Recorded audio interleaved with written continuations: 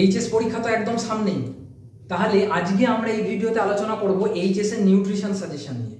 তো nutrition suggestion আমি যেগুলো বলছি তার বাইরে কিন্তু আসবে না, তো মন দিয়ে যে প্রশ্নগুলো বলছি দরকার হলে ভিডিওটা পজ করে লিখে নিবি। ফার্স্ট চ্যাপ্টার পুষ্টি সাধন পদ্ধতি ও ক্যালোরির ধারণা, আমি তোদের জন্য একটা প্রস্তুত করেছি, ওখান থেকে বলছি।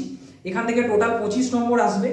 2 মার্কসের মধ্যে ভালো করে যেগুলো দেখবি, গ্লাইকোলাইসিস, পিত্তরসের উপাদান, এসডিএ বা খাদ্যবস্তুর আপেক্ষিক উদ্দীপনা, ট্রান্স অ্যামাইনেশন, অ্যামাইনো অ্যাসিড ভান্ডার কাকে বলে, পিত্তরসে উপস্থিত পিত্ত লবণের নাম, আইসিএমআর অনুযায়ী রেফারেন্স ম্যান ও ওম্যান কোনটা, 16 থেকে 18 বছর বয়সের কিশোরের দৈনিক ক্যালোরির চাহিদা কত, কিটোসিস, কাইমোকাইল, বিএমআর, ডিঅ্যামাইনেশন, খাদ্যের শারীরবৃত্তীয় শক্তিমূল্য কি, টিসিএ চক্র, লালারসের কাজ, তারপরে ধর তোকে এরম দিয়ে দিল এত গ্রাম খাদ্যের তাপন মূল্য নির্ধারণ করো, লালা গ্রন্থির নাম, বিএমআর, ফ্যাট শোষণে পিত্ত লবণের গুরুত্ব আর ব্রোকাস ইন্ডেক্স।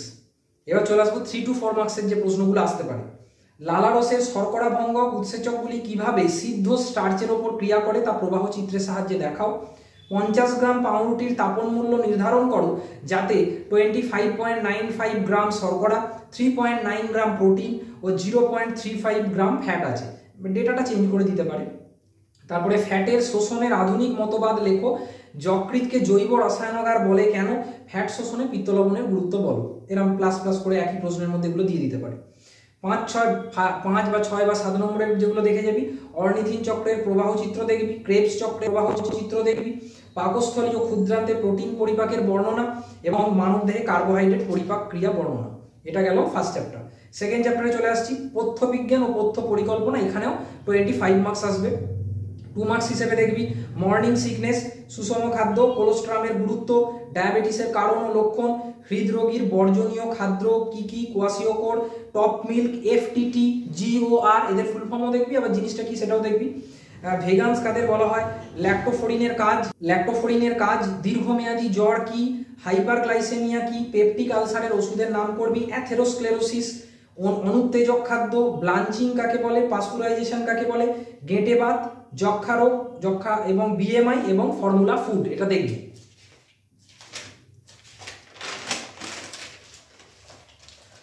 এরপর এই চ্যাপ্টারে সেকেন্ড চ্যাপ্টারে 3 বা 4 নম্বরের যেগুলো দেখবি, গর্ভবতী মায়ের অপুষ্টি গর্ভস্থ ভ্রূণের পুষ্টিকে কিভাবে প্রভাবিত করে, মাতৃদুগ্ধ ও গোদুগ্ধের উপাদানের তুলনামূলক আলোচনা, রোগীর পথ্য তৈরির মূল উদ্দেশ্য, খাদ্য সংরক্ষণের প্রয়োজনীয়তা, একজন জন্ডিস রোগী বা হৃদরোগীর ক্ষেত্রে যেটা খুশি দিতে পারে, দৈনন্দিন খাদ্য তালিকা কি হতে পারে, জন্ডিস কি কোনো রোগ ব্যাখ্যা করো, ফল সংরক্ষণের পদ্ধতি, হৃদরোগ নিয়ন্ত্রণে হু কি নির্দেশিকা আছে, যক্ষা রোগ যেটা আগেই বললাম, মাতৃদুগ্ধ শিশুর জন্য আদর্শ কেন। এবার 5, 6, 7 নম্বরের হিসেবে কি দেখবি, গর্ভাবস্থায় ক্যালোরি, প্রোটিন ও ক্যালসিয়ামের চাহিদা বাড়ে কেন, স্বল্প মূল্যের সুষম খাদ্য পরিকল্পনার সময় কি কি নীতি অনুসরণ করতে হবে এবং শিশুর ত্রুটিপূর্ণ আহারজনিত সমস্যা আলোচনা করব। তোদের লাস্ট চ্যাপ্টার বা থার্ড চ্যাপ্টার যেটা হচ্ছে সমাজের জন্য পুষ্টি, 20 মার্কস। এখানে 2 নম্বরের হিসেবে দেখবি ভিটামিন এ এর অভাবজনিত লক্ষণ, অস্টিওম্যালেশিয়া ও অস্টিওপোরোসিসের পার্থক্য, সুসংহত শিশু বিকাশ প্রকল্পের উদ্দেশ্য, রক্তাল্পতা বা এর রক্তাল্পতা সংজ্ঞা, লক্ষণ, আইএফএ ট্যাবলেটের সাথে সম্পর্ক, এগুলো দেখবি। আয়োডিনের অভাবে শিশু ও বয়স্কদের কি হয় বা কি লক্ষণ দেখা যায়, সম্পূর্ণ নাম করবি, কেয়া, সিএআরই, সিএসএসএম, ইউনিসেফ, এগুলো করবি। এফএও কি, এফএও, ঠিক আছে, আমি একবার লিখে দিই, এফএও, এটা দেখবি।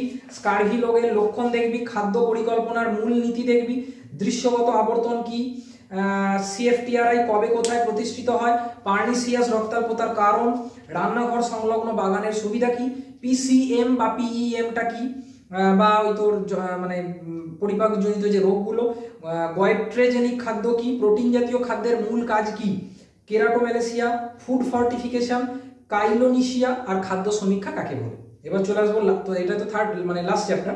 3 বা 4 নম্বরে যেগুলো দেখবি, গলগণ্ড রোগ প্রতিরোধমূলক কর্মসূচি, ম্যারাসমাস ও কোয়াশিওকোরের পার্থক্য, জিওবিআই সম্পর্কে ধারণা দাও, শিশুর অপুষ্টি প্রতিরোধে এফএওর নির্দেশিকাগুলো করবি, ফুল ফর্ম করবি, ইউনিসেফ, আমি একবারে লিখে দিই ফুল ফর্মগুলো, যেটা করবি ইউএনআইসিইএফ, ইউনিসেফ করবি, হু করবি, তারপর করবি এনএনএমবি, এনএনএমবি এর ফুল ফর্মটা করবি, এবং এমডিএমপি, এমডিএমপি এদের এদের ফুল ফর্ম করে যাবি। টিকা করবি, খুব ইম্পর্টেন্ট, ইউনিসেফ, হু আর NNMB এইগুলো টিকা করে যাবি। জাতীয় গলগণ্ড নিয়ন্ত্রণ কর্মসূচিটা একটু দেখবি, এবং এই চ্যাপ্টারে 5, 6 বা 7 নম্বর হিসেবে যেগুলো দেখবি, ICDS এর ভূমিকা, খাদ্য সংক্রান্ত ভ্রান্ত ধারণাগুলো বলো, পুষ্টি শিক্ষায় রন্ধন প্রণালীর গুরুত্ব বলো, ভিটামিন এ এর অভাবজনিত রোগ প্রতিরোধের উপায় বলো, পুষ্টি শিক্ষার গুরুত্ব, পুষ্টি শিক্ষায় রন্ধন প্রণালীর গুরুত্ব, এগুলো অবশ্যই দেখে যাবি। আর এর বাইরে আশা করছি আসবে না, আর এর মধ্যে থেকেই তুই MCQ পেয়ে যাবি। এই ভিডিও ডেসক্রিপশনে থাকবে হোয়াটসঅ্যাপ গ্রুপের লিঙ্ক, সেখানে তোরা জয়েন করতে পারিস PDF পাওয়ার জন্য, আর এই প্রশ্নগুলো দেখে নিবি।